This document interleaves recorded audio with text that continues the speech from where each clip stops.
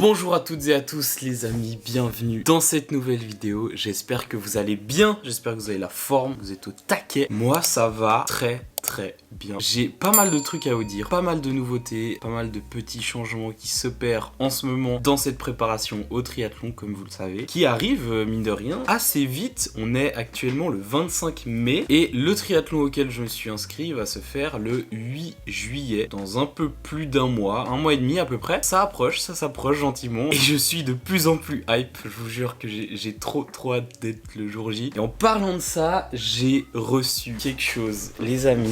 Déjà, je l'ai reçu il y a 2 jours. 2 jours. Et je ne l'ai pas touché, je ne l'ai pas ouvert. C'est un carton en effet, et à l'intérieur il y a notre combinaison en néoprène pour aller nager en eau libre. Je n'ai jamais nagé en eau libre de toute ma vie, donc ça va être une grande première par rapport à ça, mais j'ai trop hâte parce que je pense que ça fait quand même pas mal la différence dans l'eau. On va aller la tester normalement en fin d'après-midi, on ira dans le lac qui est à... J'ai même pas regardé la température du lac, mais je suis parti du principe que vu que ça s'est un peu réchauffé ces derniers jours, le lac devrait aussi se réchauffer. 14 degrés, ça passe de fou. Avec la combi, je pense que ça va passer nickel. J'ai juste trop hâte de la tester. On va la tester juste après, avant de la mettre sur place, ce serait mieux. Deuxième grand changement, enfin, je vais changer ces roues de vélo. J'ai des roues actuellement en 38 et on ira ensemble ce matin les changer et on va passer sur du 32 pour plusieurs raisons. Déjà que ce vélo, j'utilise tous les jours, donc je passe dans des petits chemins et tout. Donc je voulais garder une largeur de pneus qui était assez conséquente, on va dire. Après, peut-être du 30, ça aurait été pas mal. Peut-être que du 30 ou du 28, ça aurait été nickel. Mais la deuxième raison, c'est tout simplement que mon père a des roues avec du 32 dessus. Donc on va en profiter et on va aller les changer aujourd'hui. Donc ce matin, l'objectif, ça va être de travailler jusqu'à à peu près 9h. Et à 9h, on prend le vélo.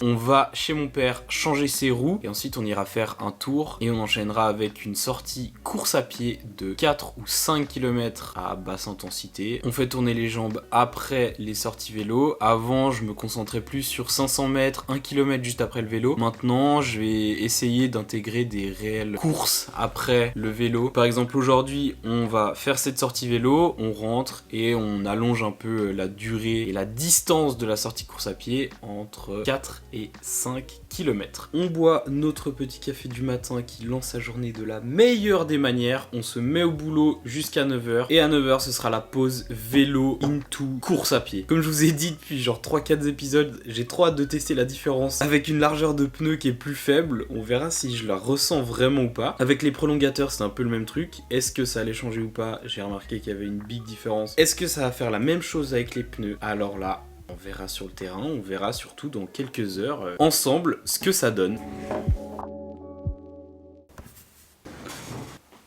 Il est l'heure, les amis, de se préparer pour cette sortie vélo qui va bien faire plaisir, sauf la petite pluie qui s'annonce forcément. À chaque fois que je sors, j'ai l'impression qu'il pleut. Normalement, ils annoncent un poil de pluie et ensuite ça devrait se dégager pour laisser place au soleil, donc on espère que ça se passe vite. Et avant ça, on va quand même ouvrir ce colis, découvrir cette combinaison néoprène, histoire de voir au moins ce que ça donne. Normalement, la taille c'est bon. Étant donné que je suis allé sur place, j'ai essayé un autre modèle pour voir à peu près la taille et ça avait l'air d'aller, du coup j'ai commandé et je l'ai reçu.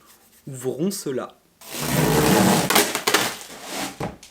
Ça me paraît gigantesque. En fait ça c'est juste la taille du combi quoi. Oh là là là là là là.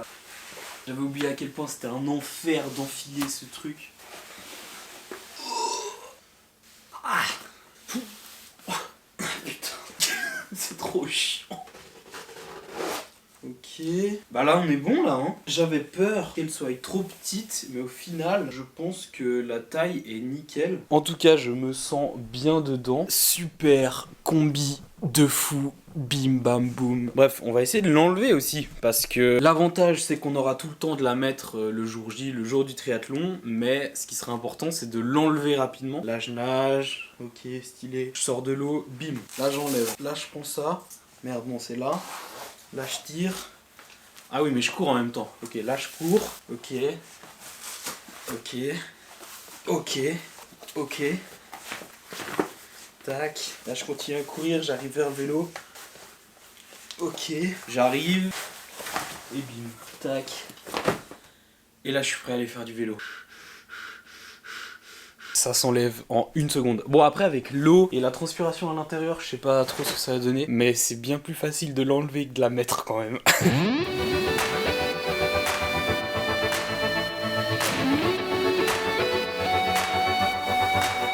I've been walking through the valley of the shadows. I let them tell me who I was. I've been talking Je vous ai dit dans l'épisode précédent que je savais pas si j'allais garder mes prolongateurs ou pas sur le vélo, étant donné que j'utilise aussi pour aller en cours. Mais en fait, ça va être juste insupportable de les enlever et les remettre à chaque fois. Je pense qu'ils vont rester sur le vélo à plein temps. La semaine passée, je les avais découverts et ça avait été, je trouve, une très très bonne découverte, dans le sens où je trouve que ça change beaucoup, surtout dès qu'on passe les 30 km/h. On sent clairement la différence quand on se met en position ou alors si on est relevé sur le vélo. Qu'est-ce qu'on va prendre pour la sortie classique? On va prendre un petit gel de glucides qu'on prendra à mi-parcours à peu près, et on va en prendre un deuxième au cas où, tout le temps, on sait jamais. J'ai pris là maintenant 2 petits fruits, histoire d'avoir une petite source de glucides avant de partir. J'ai toujours ma petite gourde avec une pastille d'électrolytes et on sera bon pour partir. Là l'objectif c'est de faire 15 km pour aller rejoindre mon père pour changer ses roues. On va leur dire adieu en fait. Ces petites roues en 38 de largeur, on va passer sur du 32, donc une largeur de pneus un peu moins grande. En vrai ces pneus ils étaient cool. Si vous voyez juste ici, il y a la petite bande de roulement. Quand on roulait tout droit, ça allait super bien. Après sur du bitume, tu perds forcément de l'énergie, étant donné que la surface au sol est assez grande. Par contre ça passait partout et c'était nickel. Avec du 32 aussi, de toute façon, ça va rester polyvalent, mais sur la route, ça va être un peu plus agréable à rouler. Et on va gaspiller moins d'énergie dans le but d'aller plus vite, toujours plus vite, toujours plus vite, toujours plus fort.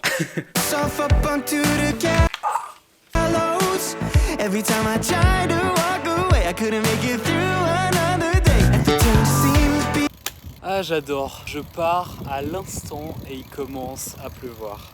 Quel plaisir! On est parti dans tous les cas, là on fait 15 km, on va changer ses roues et ensuite on ira se balader pour voir ce que ça donne.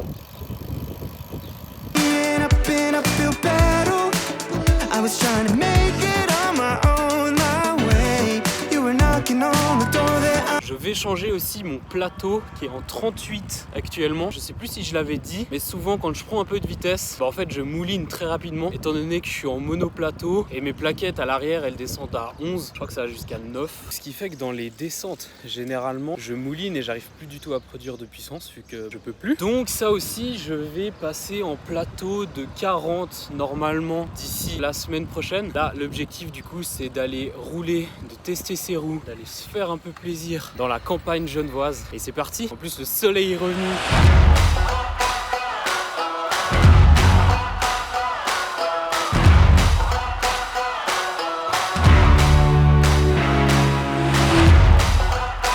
Oh la bise, elle s'arrête jamais.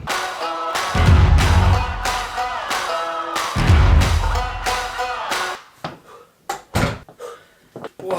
Je perds l'équilibre. Tellement de choses à dire sur cette sortie. Mais tout ça, on en parlera après. Là, on fout les chaussures de course à pied et on part courir un petit 5 km. On change juste de short. Je vais enlever les cuissards, je vais mettre le short de course à pied. Ça sera bien plus agréable. Mais sortie de fou. Franchement, on en parlera après. On boit un coup, parce que c'est important. Et ensuite, on part pour ce petit 5 km sous le soleil. Allez. C'est parti, 5 km tranquille, on va pas faire trop rapide. Le but c'est de courir, d'accumuler des kilomètres juste après le vélo pour s'habituer à la transition vélo course à pied, et encore plus en cette période étant donné qu'on rentre vraiment dans une période de spécificité. On va essayer de s'entraîner en fonction de la discipline, en fonction de la distance et en fonction de ce qu'on a le jour J, parce que on va pas s'entraîner de la même manière pour un Ironman que pour un M. Allez, on est parti sous le soleil, pas le même départ que ce matin sous la pluie. Let's go.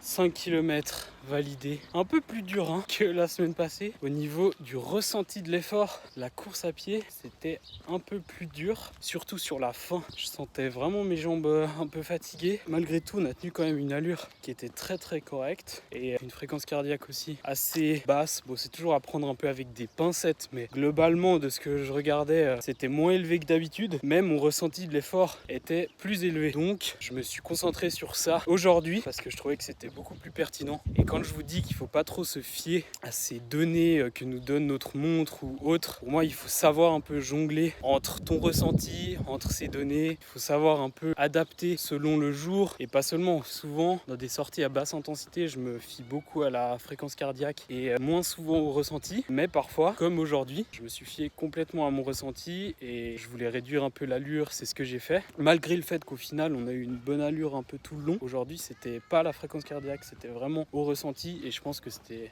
un choix judicieux de ma part, étant donné qu'on a fait quand même au total quasiment 65 kg de vélo. Ça, on en parlera après parce que quel kiff en fait. Juste quel kiff, c'est vraiment un mot, c'est kiff.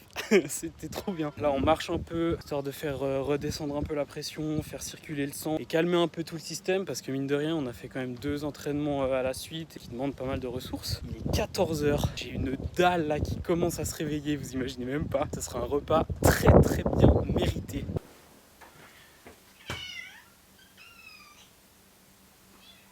Vélo validé et run validé.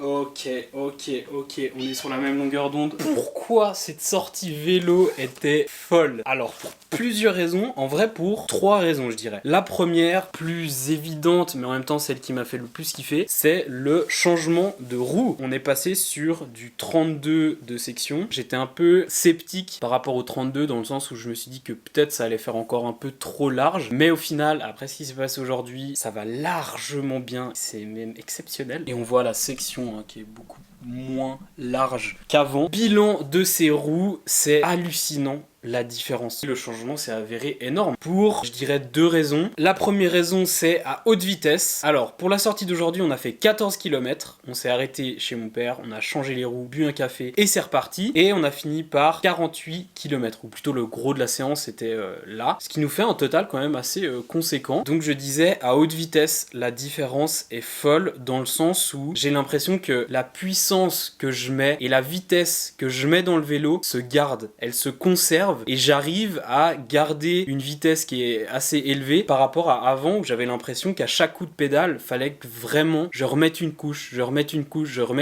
pour pouvoir garder une vitesse constante et pas que au final je perde trop rapidement de la vitesse. Quand j'étais dans une moyenne de 35 km/h à peu près, je sentais beaucoup plus que j'arrivais à conserver de la vitesse et c'est juste trop agréable en fait. Tu sens que tu pédales pour aller plus vite. À l'inverse, avant, j'avais l'impression que je pédalais pour ne pas ralentir. Je sais pas si vous voyez la différence, mais en tout cas c'est un peu comme ça que je l'ai senti sur le vélo. Donc ça c'est la première différence qui est selon moi la plus importante. Et la deuxième grosse différence que j'ai captée, c'est dans des relances, dans des sorties giratoires, dans des virages, à des feux rouges. Avant, les gros pneus faisaient que déjà de 1, forcément tu les gonfles moins, donc il y avait moins de pression. Je les gonflais à 4,5 bars max et ces pneus je peux monter à 5 bars 5,5. Pendant mes accélérations tu sens beaucoup plus que tu peux te poser sur une surface qui est dure. C'est un peu comme si on va prendre l'exemple de vouloir sauter haut. Là je suis sur un sol qui est dur, je veux sauter haut, le plus haut possible. C'est pas pareil si tu sautes depuis une surface qui est dure que si tu sautes depuis le sable par exemple. Si tu vas vouloir avoir une détente verticale à partir d'une surface sableuse, toute ta force développée, il y a une grande partie qui va se retranscrire dans le sol si tu veux. Et nous ce qu'on veut si on veut sauter haut, c'est que ta force elle se retranscrive de manière verticale et pas qu'elle s'enfonce dans le sol. C'est exactement la sensation que j'avais avant quand je faisais des accélérations. J'avais l'impression que la puissance que je mettais dans mes jambes, elle se retranscrivait beaucoup dans le sol en fait. Alors que nous, quand on veut accélérer à vélo, on veut que notre puissance produite par nos jambes se retranscrive devant, aller vite, faire accélérer le vélo. Toute l'énergie que je perdais au final avec le vélo qui s'écrasait dans le sol à cause des gros pneus et de la faible pression et de la conception du pneu tout simplement, je la retrouve pas du tout avec eux et j'ai beaucoup plus l'impression de pouvoir générer de la vitesse, générer de l'énergie qui me permettent d'accélérer, d'aller plus vite et pas de me laisser embourber dans le sol. Ensuite au niveau du freinage, j'ai des disques différents, je sais pas si les autres étaient hyper usés, en fait, j'ai même pas fait gaffe, mais en tout cas le freinage, rien à voir. Là j'ai un freinage qui est 1000 fois meilleur. Ensuite il y a un truc qui me gênait, je sais pas si je vous en ai déjà parlé, mais quand j'arrivais à haute vitesse, au-dessus de 35-40 km/h, je mouline. Quand j'arrive dans des vitesses élevées entre guillemets, bah en fait j'arrive plus à produire de puissance et je peux pas aller plus vite que juste me laisser aller. Je vais changer le plateau, je vais passer d'un 38 à un 40. Après je sais que ce sera du coup beaucoup plus compliqué si je vais taper des cols ou des grosses montées, mais bon je préfère optimiser au max pour ce triathlon et bah, l'entraînement triathlon que le reste. Ça va être cool de voir un peu la diff dans justement ces faux plats un peu en descente ou dès que tu prends vraiment pas mal de vitesse, de continuer à faire travailler le vélo, à faire travailler tes jambes, parce que c'est super frustrant de vouloir en mettre un peu, de continuer à en mettre, de continuer son effort, mais en fait bah non, tu peux juste pas et t'attends et tu te laisses aller. Trop frustrant. Un autre petit détail aussi qui a fait la diff, je trouve, étant donné que j'ai remis les prolongateurs juste ce matin, je les ai remis un peu à l'instinct et je pense que la manière dont je les ai serrés et mis ont fait que j'avais une bien meilleure position. Je me sentais mieux, un peu plus sur l'avant. Voilà un peu pour ces changements sur ce vélo. Honnêtement, ça fait trop plaisir parce que là je sens que j'ai quand même un vélo qui est déjà beaucoup plus adapté pour le triathlon. Sur la dernière partie, donc là où on a fait 48 km, j'avais une moyenne de 30,9 km à l'heure. Déjà, c'est la plus grande moyenne au niveau de la vitesse que j'ai eue depuis le début. Et tout simplement, je le sentais dans les lignes droites, j'arrivais à aller vite. Et ça, c'était quand même super agréable. Il est temps maintenant pour moi de manger. Aujourd'hui, ça va être riz poulet avec des haricots rouges. Une classique, hein. C'est soit poulet, soit bœuf haché. On continue cette aventure ensemble. On continue à s'entraîner ensemble. J'espère que de votre côté, vous êtes toujours au taquet. Vous arrivez à réaliser vos projets et à avancer dans tout ce que vous entreprenez. Je l'espère sincèrement. Regardez juste ce délice. Je mets toujours de la sauce soja dans mon riz. Ça rajoute du goût, ça rajoute pas de calories et je trouve ça super bon. Et ça nous fait un repas de zinzin qu'on va déguster avec un grand plaisir, qu'on aura bien mérité. Quel bonheur. Ah, il me faut pas grand chose, hein. Tu me mets un bon repas, voilà, bah c'est tout en fait. Direction le bord du lac. Je voulais vous parler d'un truc qui s'est passé lundi de plutôt décourageant. J'avais un entraînement natation le soir et j'ai un gros souci depuis que j'ai commencé, c'est que je nage comme ça. C'est-à-dire que j'avance pas comme ça, j'avance vraiment en biais. Ça impacte totalement ma glisse et j'en ai une très mauvaise du coup. Et je gaspille beaucoup d'énergie pour continuer à avancer. Et j'ai discuté un peu avec l'entraîneur de la piscine où je vais régulièrement. Et il m'a fait faire un test, juste un test de base, un test de flottaison. Donc il m'a fait faire sur le ventre et sur le dos. Ça c'est avéré être une catastrophe. Déjà il me dit essaye de tenir 30 secondes. Je lui dis ok, je commence par le ventre, je me mets sur le ventre littéralement une demi-seconde après, mes jambes elles coulent.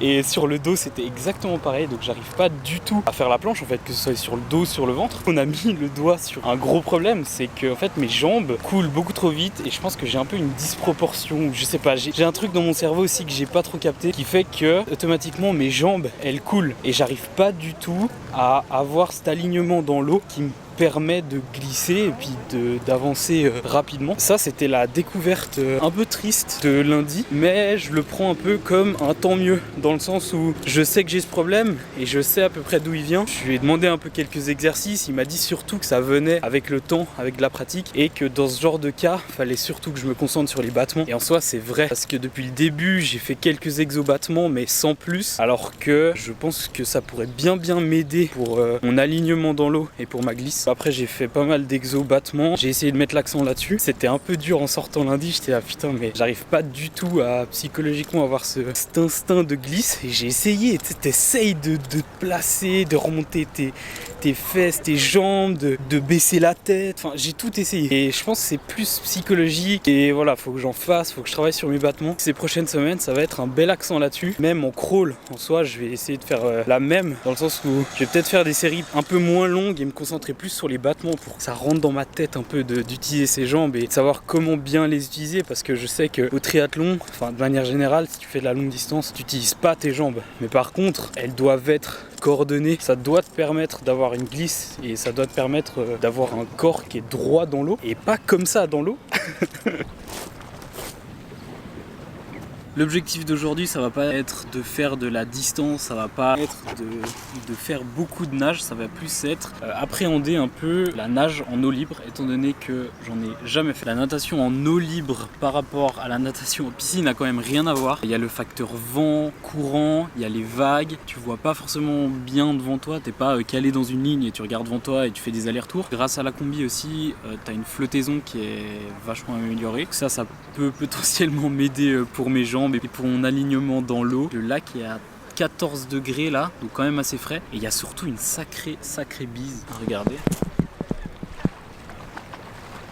Ouais, il y a quand même des petites vagues, mais sans plus. Avec la combi aussi, il y a une restriction quand même de mobilité au niveau des épaules. Ça, on va aussi voir dans l'eau. Et je me rends compte que je parle beaucoup trop et que je repousse le moment où je dois aller dans l'eau. Donc je vais arrêter de parler. On va aller nager. Objectif 1000 mètres. Ah oui, je sais pas aussi si ça rentre dans ma combi ou pas. Pas si ça rentre un peu, je sais pas si ça rentre totalement. En théorie, j'imagine que ça rentre pas du tout. Mais j'ai aucune idée de s'il y a de l'eau qui rentre ou pas. J'ai pris au cas où des habits de rechange, mais ça, je sais pas du tout. L'objectif, aller dans l'eau avec la combi, nager et faire connaissance avec la nage en eau libre.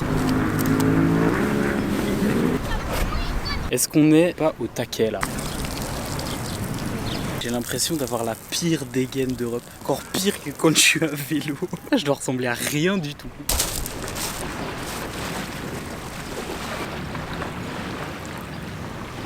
Oh putain, je suis dans la merde.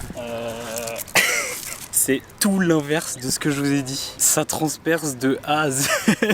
C'est pas si mal pour le jour J, étant donné que sinon je pense que tu meurs de chaud dedans. Mais là, c'est quand même un peu frais. Ouais, je voulais juste faire un petit test dans l'eau, voir ce que c'était. Maintenant, à l'eau et à la nage surtout.